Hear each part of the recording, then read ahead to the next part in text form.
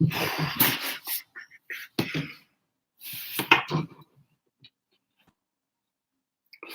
whoa, whoa, whoa, whoa. It's the illusion. All day, all day. Today is all day today. So thought I'd just check in for day one of the next chapter, day one of the new dream, right? New dream starts today. Mushu's hiding in his little cave. So yeah, we're here for another one. We're gonna keep doing these through the day. Check in for a hot moment. Top feed, scram us. So I just, it's funny. All right, so you let the universe dictate your path, right? So at 7:30 this morning, random bro of mine who never calls me. I'm like, I wasn't gonna answer, but I was like, maybe something's wrong, right?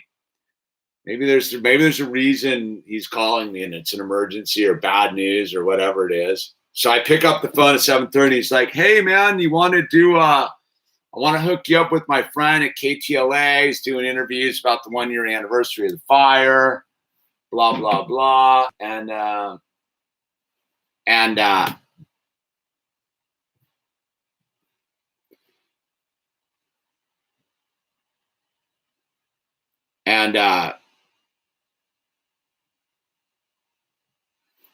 I was like, okay. And then it just turned into this thing where like, well, meet me here, meet me there. They called me, blah, blah, blah. So all of a sudden I got to go like over the hill to like where one of these other communities burned down.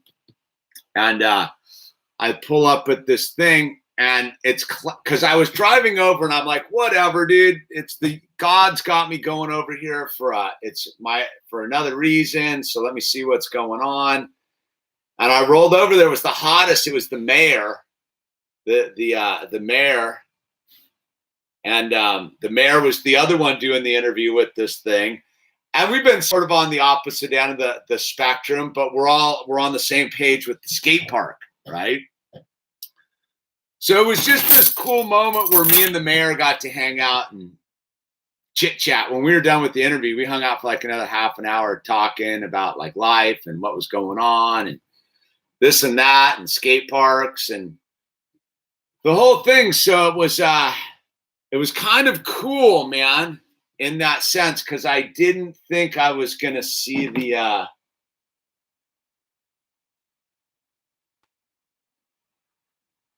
good for you. Just a second.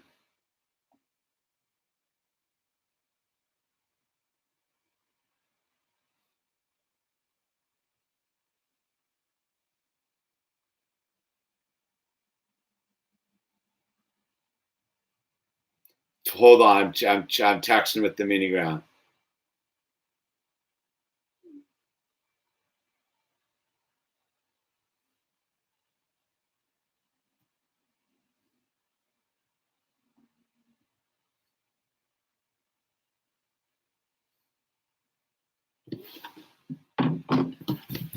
And so it was just that kind of an interesting thing where I was hanging out, but I didn't. I can feel like getting back into the rhythm of it all, the flow of uh,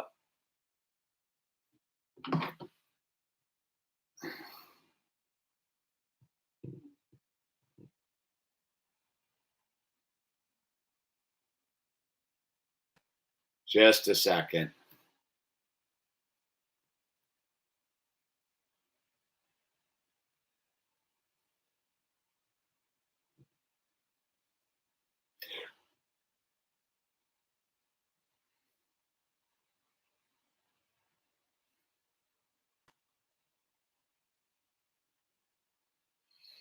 The minigram's actually texting me. New chapter, indeed. So yeah, man, it was that thing of like going with the flow. I've been kind of, there's been a limbo-ness of it all. Don't smash some thumbs up, peeps. Let's get the algorithm going. Don't forget links down below. And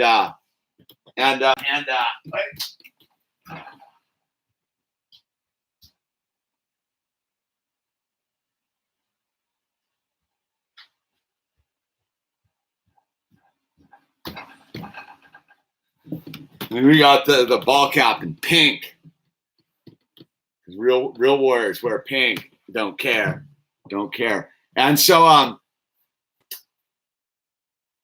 yeah, it was just in that flow zone where you just go to the next indicated action and just kind of let God drive the car for a hot minute. So yeah, I've been in limbo for the last couple months for sure, knowing that the inevitable like time of transition was coming. I think sometimes you sit in life and you're like, you know that big change is coming your way, and all you really can do is wait for it.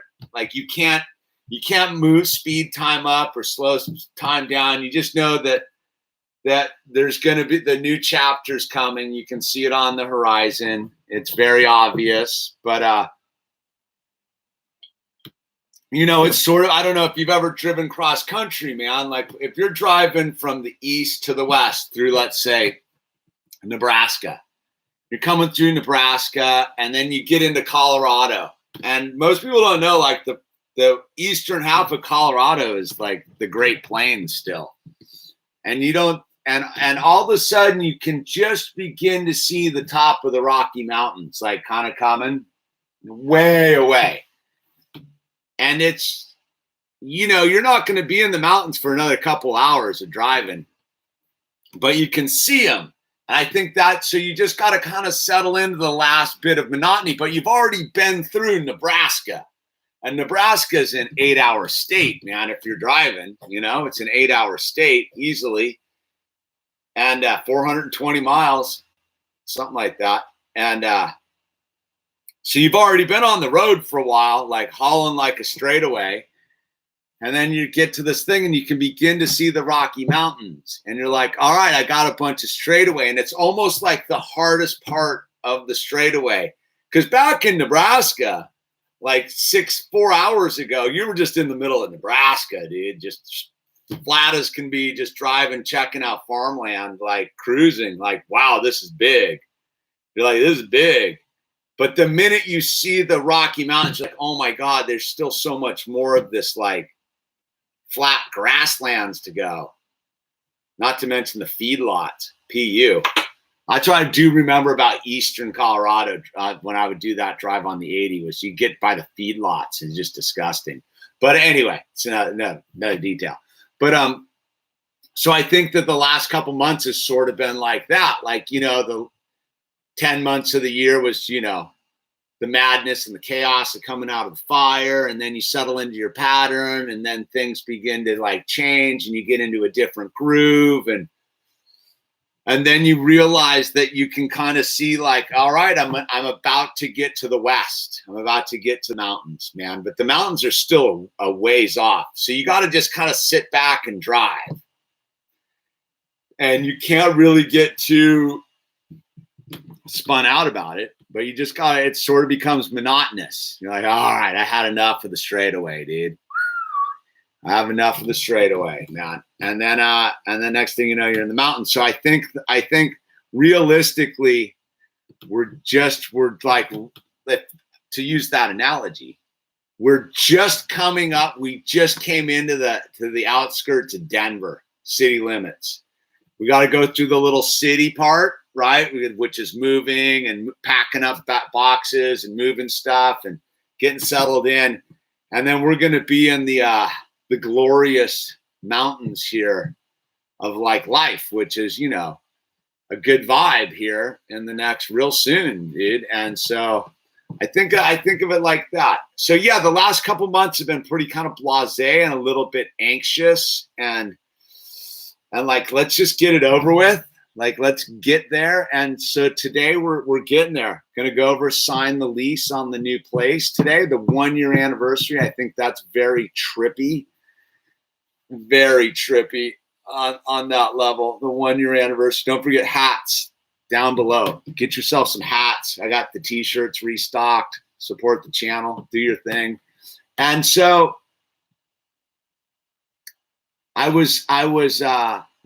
so the news people were like, hey, can you send any videos? And I sent them the Mike video, you know, when we find Mike after the fire. And I sent him another video where I'm digging through the rubble.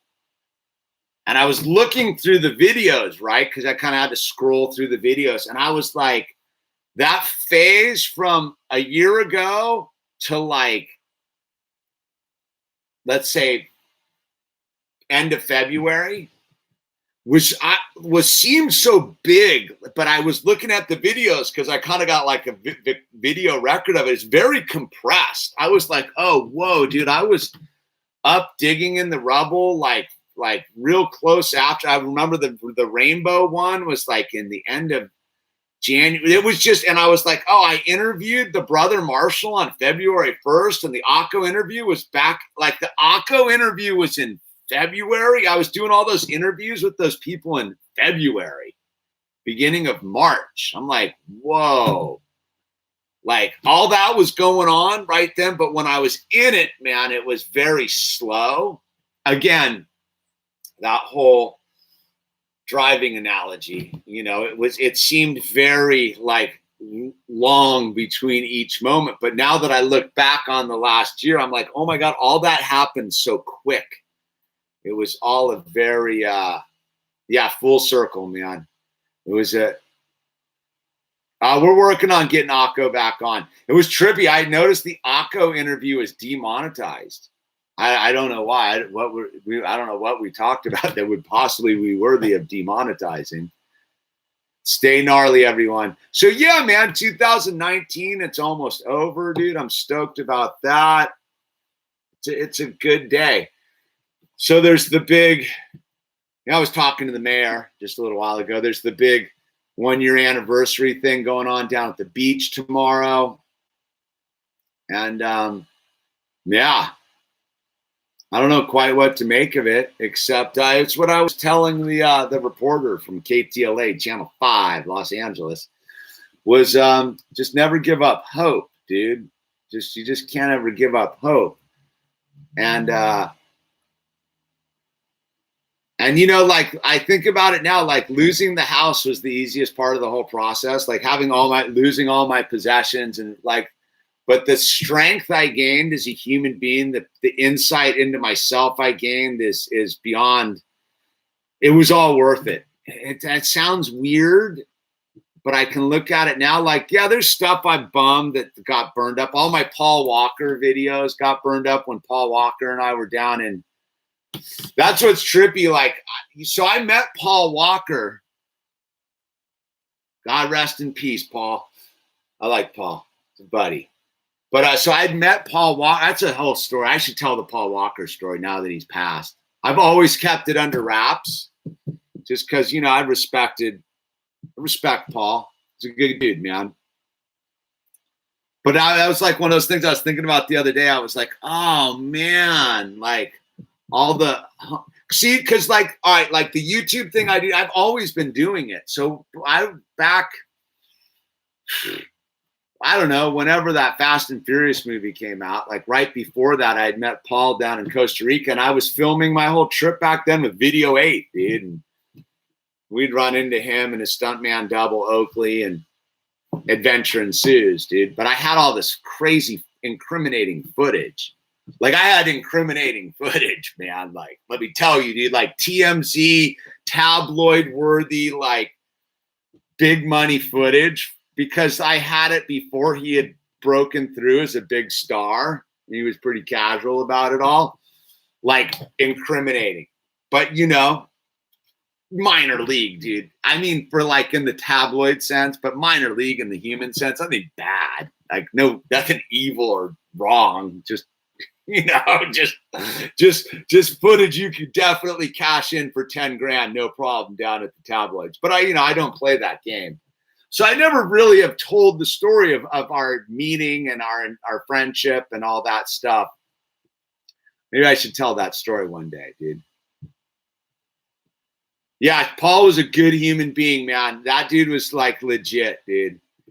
He did a lot of like, you know, I don't know if people know or not, like when that tsunami hit down in Chile, he did a lot of like, donated a lot of stuff and was down there doing a lot of relief work in Chile. And he was a good dude, man.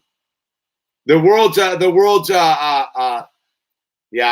he was a good dude, man. Enough with that. But I was thinking, the why I brought that up was just, the stuff you lose in the fire, like that's irreplaceable mementos and stuff like that. Like my whole first, so I think it's just, anyway, a year ago, but here we are, and stronger, better human being for all of that. But it's been a journey, man. It really has been a journey.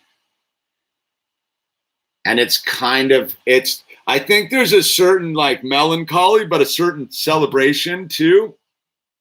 I think anytime you cross a year, like I always tell people that, like sobriety, like just get your first year, go around the sun once, just go around the sun once and see what your life looks like after you've gone around the sun once.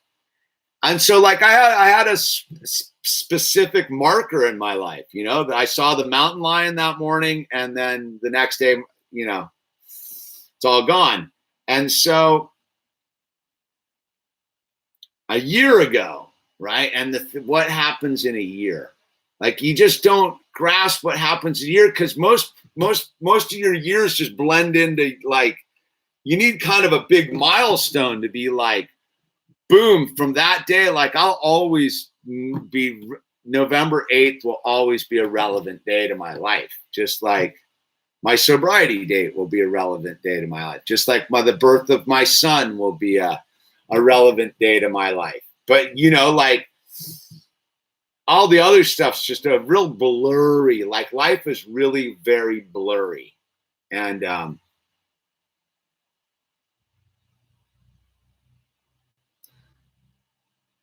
year ago, what a year it's been, man.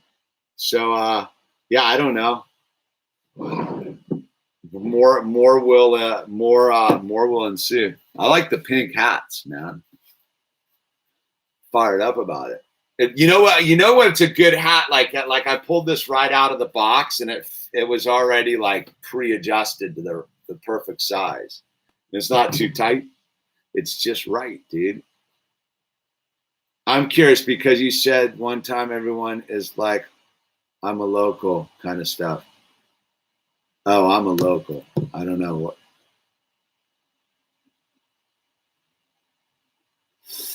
Jesse, I wouldn't bother like surfing, whatever. If you need to do it, you got to do it. I just,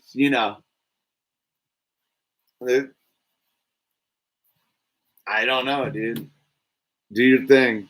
Yeah. Everybody, too many locals only, dude.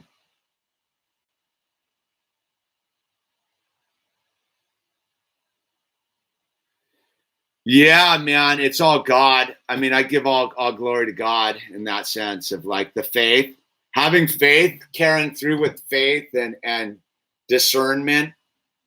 Yes, it's all like I have nowhere else to look but to God. And I think that's the thing is much love from Jersey, Thomas Davis. I just go out and surf, Jesse. Who cares, man? Just get after it. Just don't hurt anyone.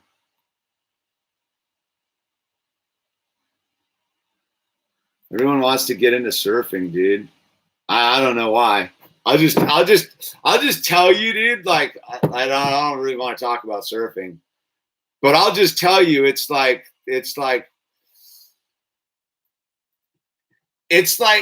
becoming a crack addict, but all the crack's been stepped on. Like if you're getting into surfing later in life, dude, it's all been stepped on because you're just behind. Like you can do your thing.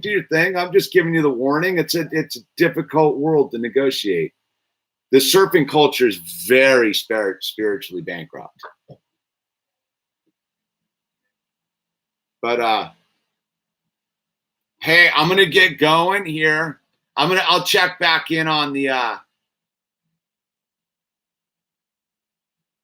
I'll check in back with you. I got the wife's about to walk in the door. We got to go pick up Owl and go sign this paperwork. So we'll check back in later this afternoon, and we're just gonna rock and roll all day, man.